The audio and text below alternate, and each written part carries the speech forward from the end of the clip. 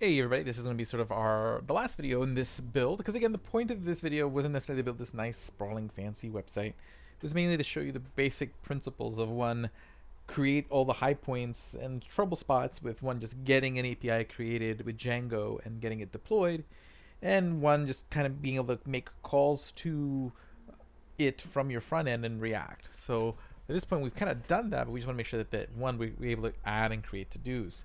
So last we left off, I think we fixed the token issue. So now we're getting the empty to-do, so I should be able to add a to-do. So actually I don't think I have to necessarily add any new code.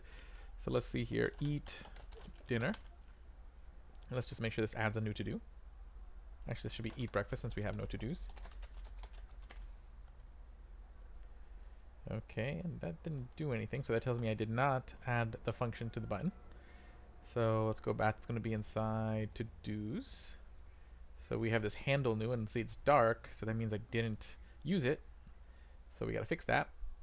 So where's my button? Right over here. On click equals handle new. Okay, and then that should do it. And actually, I want to do one more thing in the handle new. I want to make sure I clear out that form as well. So new to do dot current dot value equals.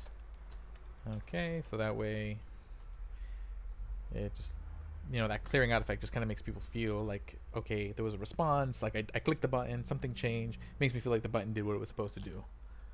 Okay, so let's try this again. If I click new to do, oh, okay, we had 2 failed responses. That's because the token's not there anymore, so I have to go back to the beginning here. Alex said cheese. That takes me there. See, I got the tokens and all that stuff. Now let's add eat breakfast. And there it is. Okay, nice. Okay. Eat lunch. And there it is. Eat dinner. And there it is. Okay, so that's what it takes. Okay, and I will put the link to both repos in this video, so you guys can see sort of like the finished code. Now there's more stuff that you can do to pretty this up. Of course, styling would certainly make a big difference. But 2, 1, you don't want to have to go back to the main page manually. So you'd probably want to create a use effect, an app that makes sure that the token doesn't exist. So actually I could do this pretty easily right now. So I go back to app. So if token.access doesn't exist, then it should make sure that it pushes you back to the main page. Props.history.push. That way, if I'm on another page and the token doesn't exist, it'll push me back to the main page. So if I refresh, see, it pushes me back to the main page. But that sucks. Every time I refresh, I'm gonna go back to login. So what I would do that, the way you can handle that is you could store, when you finally have the token, is stored in local storage. Okay, so what you would do is basically after we get the token, not only that, I would do actually we can just do local storage dot set item, and then we would just do JSON dot stringify, and then we would just stringify the data. Okay, and then actually there's a first argument, that's the key. So the key would be token.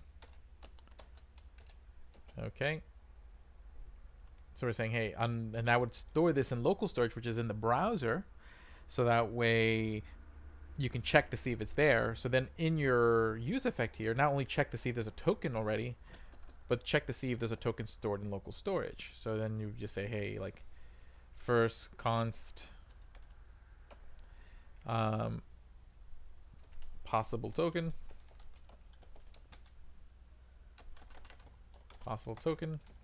equals const possible token equals JSON dot parse local storage dot get item token, and if token exists, there. I actually probably want to do this in a separate use effect because you don't want this, you only want this to happen once. So gotta cut that out of there. So there'd be that use effect to check to see if we have a token, and then this would react.use effect would be used to see if we have a token stored in local storage. And again, so it would get the token, and if possible token, meaning it's actually got a value of some sort, then what it'll do is it'll set the token to possible token. Okay. Then this will only happen once, so we're going to put an empty array. So this will run anytime the token changes. This will only run once initially, so basically if there's no token initially, then there's no need to run it again.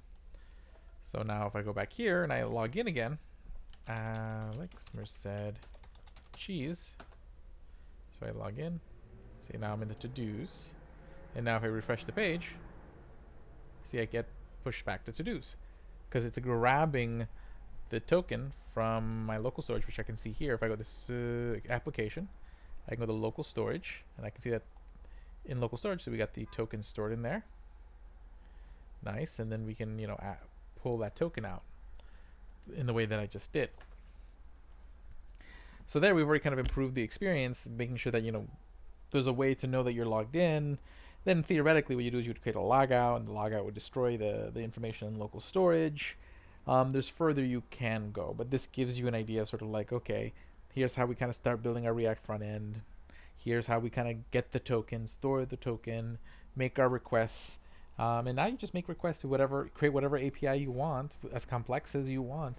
And you're just adapting these same sort of patterns over and over again. So hopefully that was useful. I'll see you guys later on. Have a great day and enjoy. Hopefully you guys enjoyed this build.